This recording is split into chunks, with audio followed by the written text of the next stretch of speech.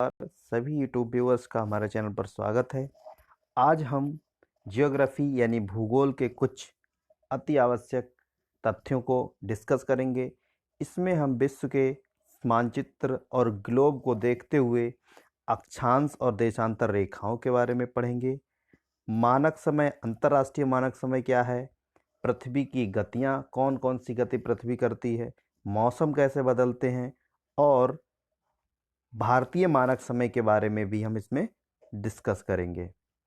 तो चलिए शुरू करते हैं।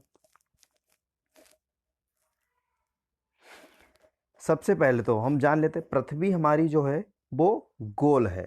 पृथ्वी गोल है ये तथ्य तो सही है, लेकिन अपने ध्रुवों पर चपटी है। ठीक है, पृथ्वी गोल है, अपने ध्रुवों पर चपटी है। ध्रुव दो हैं, पृथ्वी में दो ध्रुव है, उत्तरी ध्रुव और दक्षिणी ध्रुव। पृथ्वी आप देख रहे हैं जैसा कि मैप यहाँ पर दिया हुआ है, आप मैप के जरिए भी यहाँ पर देख सकते हैं कि पृथ्वी जो है वो कैसी है, गोल है इस तरह से। और ये जो है यहाँ पर ये कैसी है, चपटी है। तो ये हमारा उत्तरी ध्रुव है और ये हमारा दक्षिणी ध्रुव है। तो पृथ्वी जो है वो ध्रुवों पर चपटी है और वैसे स्थिति उसकी क्या है, पृथ्वी जो वो एक गोला है। ठीक है,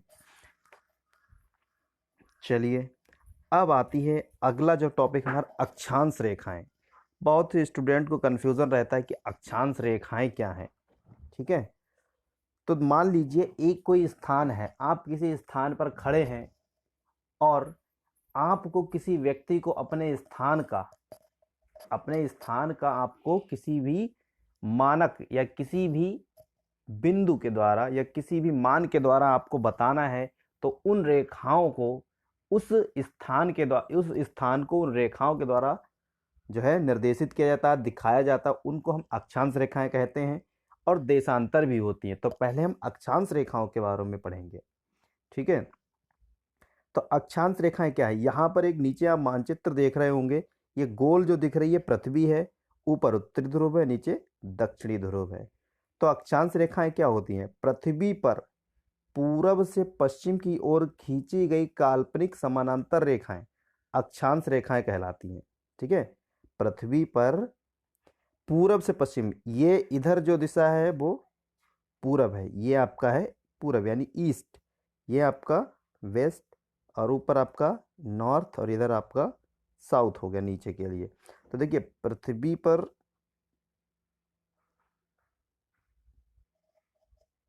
तो ये जो रेखाएं होती हैं ये काल्पनिक रेखाएं खींची गई हैं।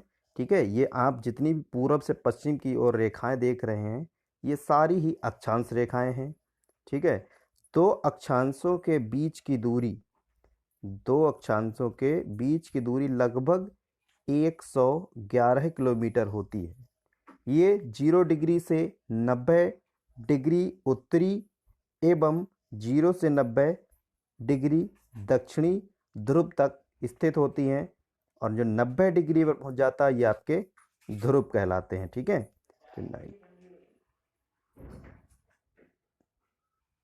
इसको एक बार हम फिर देख लेते हैं। देखिए बीच में जो आप रेखाएं देख रहे हैं ये आपकी सारी क्या है, यानी ये ईस्ट हो गया आपका, ये आपका वेस्ट। तो पूरब से पश्चिम की ओर जितनी भी काल्पनिक रेखाएं हमारी पृथ्वी पर ग्लोब पर खींची गई हैं वो हमारी अक्षांश रेखाएं कहलाती हैं। ये 0 से लेके 90 डिग्री उत्तरी और 90 डिग्री दक्षिणी। ठीक है, यहाँ पर ये सारी समानांतर रेखाएं खींची हुई हैं, इनको हम अक्षांश रेखाएं कहते हैं। ठीक, आगे हम इसके बारे में और भी पढ़ेंगे। अब आती हैं दूसरी हमारी देशांतर रेखा या याम्योत्तर रेखाएं। इनको हम देशांतर या याम्योत्तर भी कहते हैं। पृथ्वी पर उत्तर से दक्षिण की ओर, देखिए अक्षांश पूरब से पश्चिम था और जो याम्योत्तर है यानी कि आपकी देशांतर रेखाएं हैं वो उत्तर से दक्षिण की ओर खींची गई हैं। इस प्रकार से ये आप देख रहे होंगे यहाँ पर। ठीक है, ये ध्रुवों पर मिल जाती हैं जाकर। ये आपकी कौन सी रेखाएं हैं, ये आपकी देशांतर रेखाएं हैं। तो पृथ्वी पर उत्तर से दक्षिण की ओर खींची गई काल्पनिक रेखाएं देशांतर रेखाएं कहलाती हैं, जिनसे समय का निर्धारण होता है। ठीक है, पूरे विश्व में समय का निर्धारण इन रेखाओं के द्वारा होता है। सभी देशांतर ध्रुवों पर जाकर मिल जाते हैं। तो जितने भी आप देशांतर रेखाएं देख रहे होंगे यहाँ पर, ये सारी ध्रुवों पर मिल रही हैं। विषुवत वृत्त पर इनके बीच की दूरी, विषुवत वृत्त अर्थात ये बीच में जहां पर आप ये देख रहे हैं, ये विषुवत वृत्त पर इनके बीच की दूरी लगभग 113.3 किलोमीटर होती है और ध्रुवों पर 0 हो जाती है। देखिए ध्रुवों पर यहाँ पर आप देख रहे होंगे, ध्रुवों पर क्या होता है, ध्रुवों पर इनकी दूरी 0 हो जाती है क्योंकि आपस में ये मिल जाती हैं जाकर। ठीक, एक तो ये, और एक इसका सबसे महत्वपूर्ण जो तथ्य है वो ये है कि 1 डिग्री देशांतर, ठीक है, के बीच में 4 मिनट का समय होता है। अर्थात 1 डिग्री देशांतर बढ़ने पर 4 मिनट का समय बढ़ जाता है। ठीक है, तो 1 डिग्री देशांतर का मान 4 मिनट होता है। अब देखिए, एक हम ग्राफ के जरिए अक्षांश देशांतर दोनों को एक ही ग्लोब पर देख लेते हैं। इसमें आप 2 प्रकार की रेखाएं देख रहे होंगे। ठीक है, ये रेखाएं जो आपकी लैटिट्यूड है, लैटिट्यूड किसको होते हैं, अक्षांश को, जो रेड कलर से हैं ये आप मैं दिखा रहा हूँ, ये आपकी है लैटिट्यूड, अर्थात कौन सी रेखाएं हैं ये अक्षांश रेखाएं हैं। ठीक है, पूरब से पश्चिम की ओर खींची गई समानांतर काल्पनिक रेखाएं अक्षांश रेखाएं कहलाती हैं।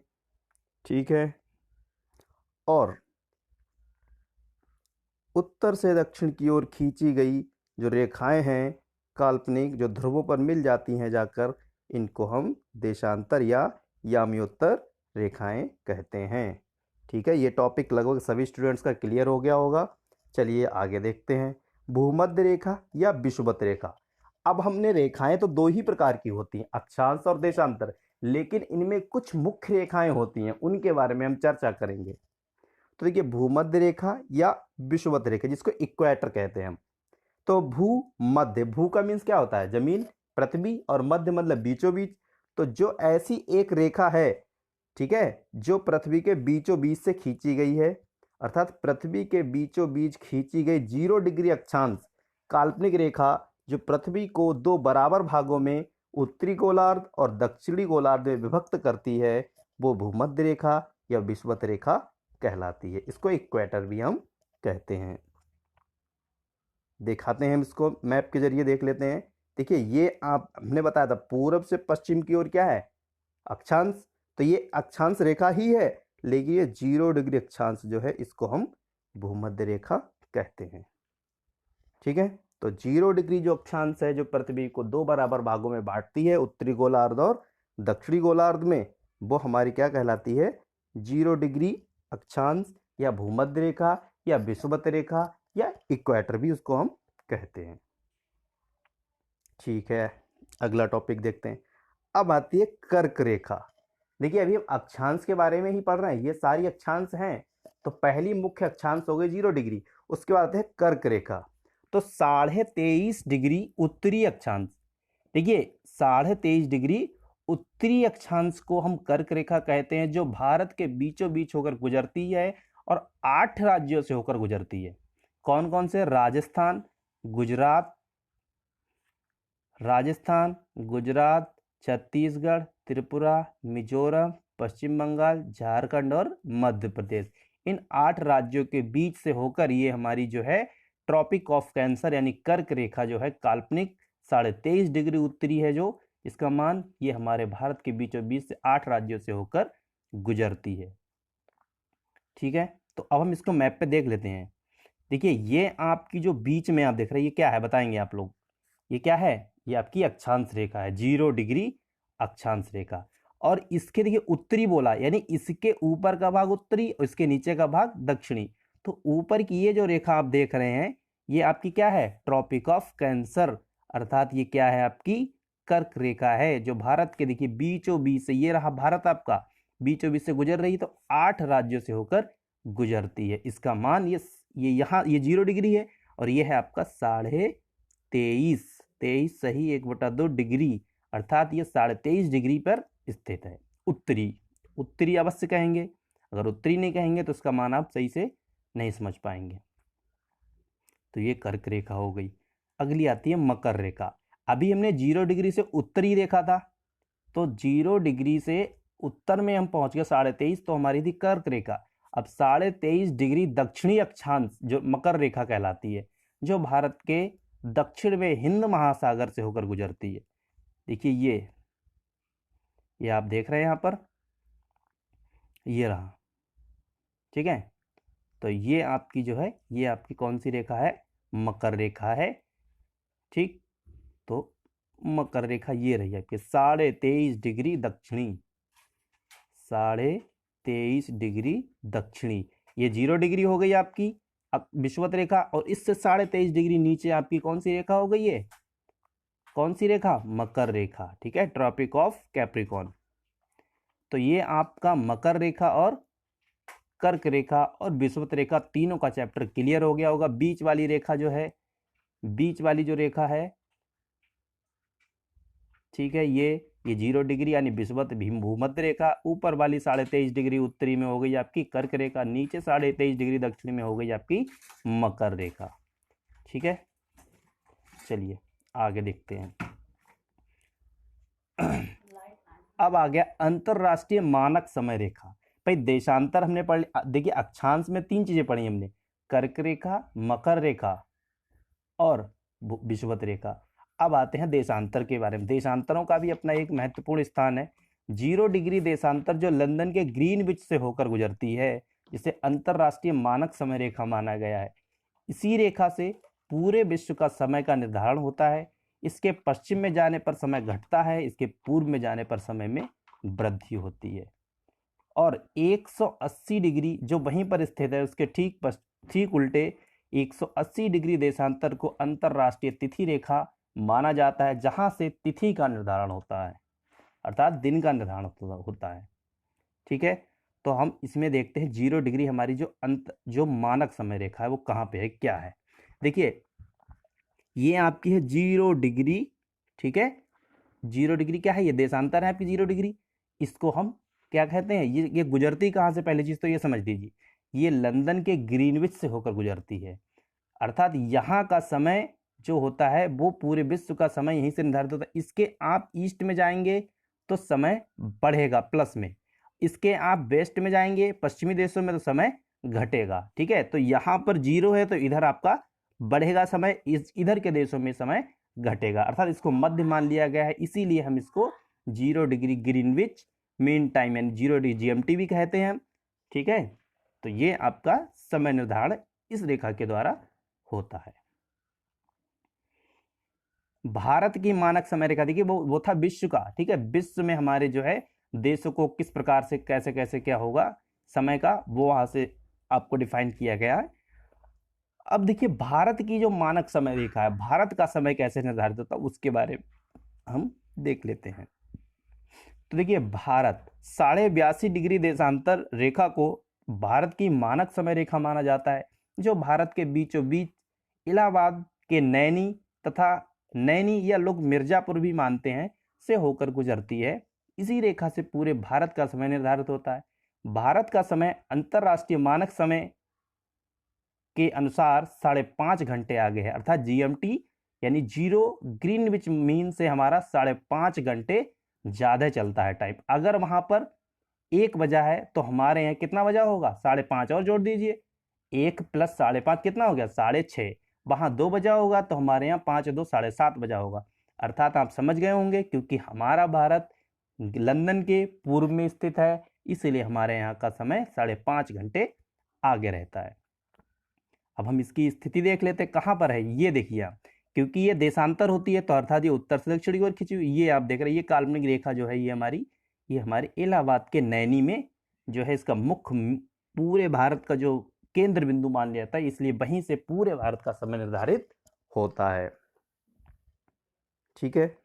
तो आप मानक समय रेखा भी समझ गए होंगे, भारत की भी मानक समय रेखा समझ गए होंगे लगभग। अब आते हैं पृथ्वी की। देखिए पृथ्वी अपने अक्ष पर 23.5 डिग्री झुकी हुई है, ये सभी लोग जानते हैं। देखिए इस प्रकार से, ये इस आप ग्लोब को देख रहे होंगे पृथ्वी को, ये 23.5 डिग्री जो पृथ्वी है वो हमारी झुकी हुई है अपने अक्ष पर। पृथ्वी 2 प्रकार की गतियां करती है। एक तो परिक्रमण, परिक्रमण का अर्थ है ये सूर्य के चारों ओर चक्कर लगाती है, जिसमें लगभग 365 दिन लगते हैं, अर्थात पृथ्वी जो है वो पूरे सूर्य के चक्कर लगाती है और सूर्य के चक्कर उसको लगाते लगाते 365 दिन, ठीक है, तो लगभग उसको 365 अर्थात 1 वर्ष लग जाता है। परिभ्रमण, दूसरी गति करती है परिभ्रमण, अर्थात ये अपने अक्ष पर भी घूमती। एक तो देखिए चारों तरफ तो घूम ही रही है, यहाँ पर हम फिगर नीचे देख रहे हैं आप कि इस प्रकार से ये सूर्य के चारों तरफ ऐसे ऐसे तो घूम ही रही है, 1 वर्ष में घूम जाती है पूरा, यहाँ से चलती है और यहाँ से यहाँ तक 1 वर्ष में ये घूम जाती है।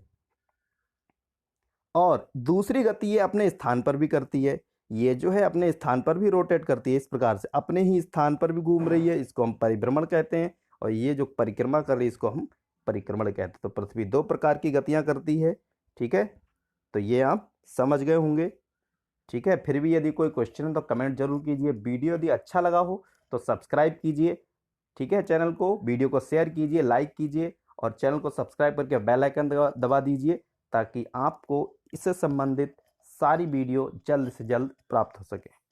Thanks for watching this video.